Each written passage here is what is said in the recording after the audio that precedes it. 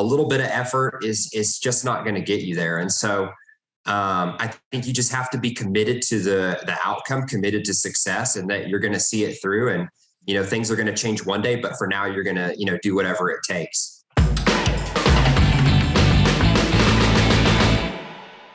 Jonathan and Paula, welcome to the show today. Hey, Michael, thanks for having us.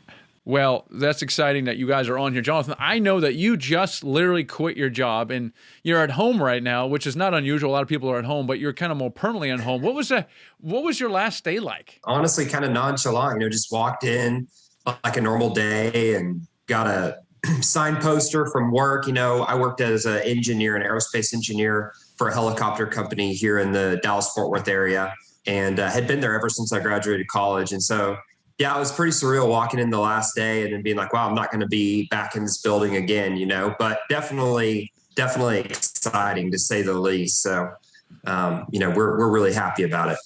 What did your friends and family and coworkers say? Did they thought it was kind of odd or interesting, or what was their response? Yeah, I'm pretty blessed, I guess, in the sense that, well, first of all, my first family member here with us, Paula, was definitely really encouraging. We started our multifamily business together and worked through it together. And getting to the point where, one of us could jump and focus on it full time was a huge goal that we had. So we were certainly both excited about it. Early on in real estate, probably a lot of our friends and family thought we were crazy, but we began to voice our desire to do it full time pretty early on. And so I don't think anyone was surprised. But I do think probably, underneath the surface, there's a lot of people that were like, well, what is this about? This is kind of weird. So, it definitely sparked a lot of good conversations. Yeah. So, you and I talked for the first time about 18 months ago or so. And you had kind of said that don't have any real estate investing really experience at all. Some people don't, and some people have a bunch of houses they flipped or landlorded. Now, what happened, whatever, year and a half, 2 years ago that precipitated, you looking for real estate? Like, why were you looking for real estate, and what were you trying to do at the time? Yeah, I'll let Paula speak to that one. Yeah. So our real estate journey really started about 3 years ago.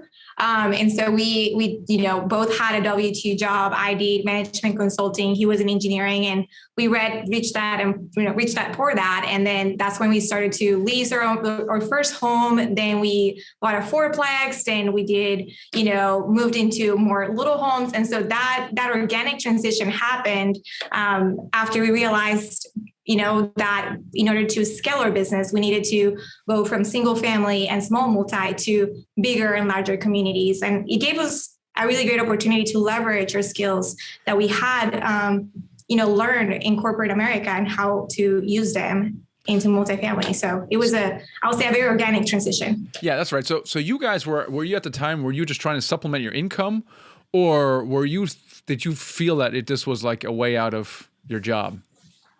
When did that happen? Yeah, I think that starting out, when we first read Rich Dad Poor Dad, when we first started investigating real estate as an investment class, we didn't really think of it as like a business or something we were going to do to leave our job. It was just, okay, we can invest in our 401k, or we can invest in real estate, and maybe we should diversify and look at some of the benefits that real estate offers. But I think after you've worked so hard to get traction in this business, you really just want to keep going. So I think that's definitely one thing that propelled us. And I think at least one thing for me in corporate America that was always challenging is we're both very type A personality individuals. We like to work hard. We like to challenge ourselves. And so I think there's always this sense in corporate America that there's like a lid over you, that no matter how hard you work or how much you produce, you're only going to go so far in a certain amount of time. And with real estate, it was just like this whole new world was open where there were no limits. We could work as hard as we want. We could try to work more efficiently. We could do things in a manner that we thought was best and, build our own business without any kind of limitations on where we could go. And I think once we realized that was a reality, that's when we said we got to do this full time eventually. So who kind of led down the path, and how did you guys get on the same page as far as, hey, we're going to go in this direction with real estate? What did that look like for you guys?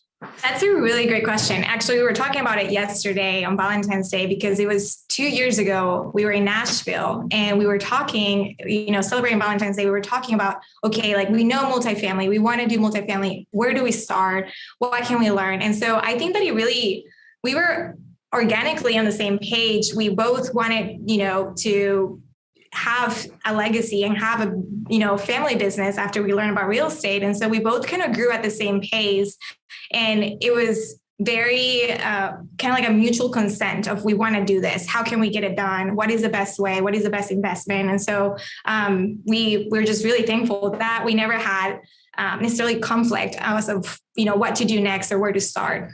How did you get started then from that point forward? So you guys are on the same page, you're talking, and you're on the same page about, real estate, multifamily as a vehicle. What did you guys do first, second, third? Yeah, so there's kind of a few things that we did.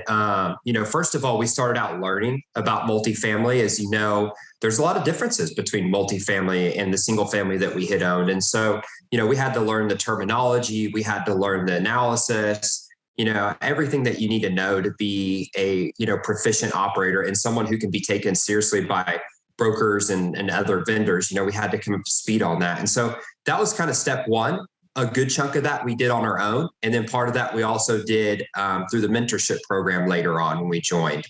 But I think educating was one big step. And then networking was probably the second big step. So everyone who said anything about multifamily in our local real estate meetup, we took out for dinner and we spent time talking to them and understanding what their experience was in multifamily and how someone like us could get started in it.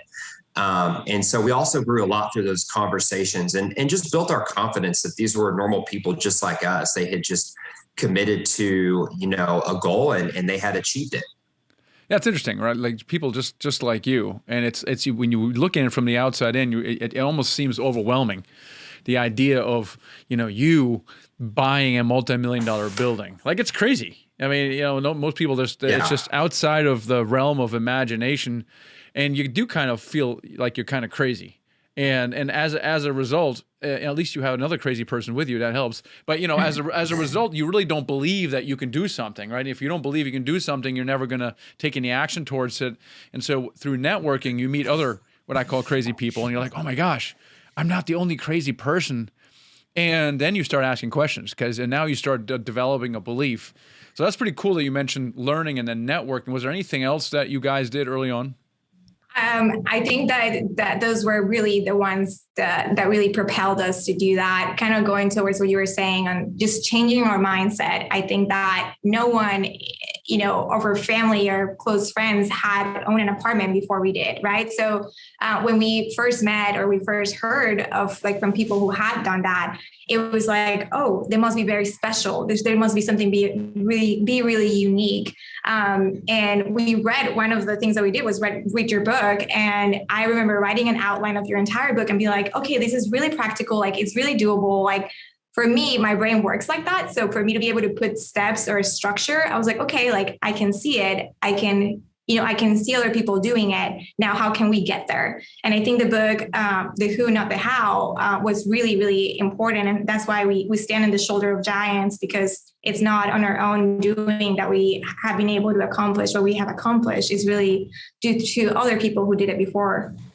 I do think there's a sense that when you're starting out, especially that first year or two, you have to do whatever it takes. And what I mean by that is, when I was in engineering school, I was an aerospace engineer, and we talk about, like launching a rocket, right? And you have what's called the escape velocity, which is basically you have to put enough thrust, enough power behind this rocket to get it to a speed where it can escape orbit.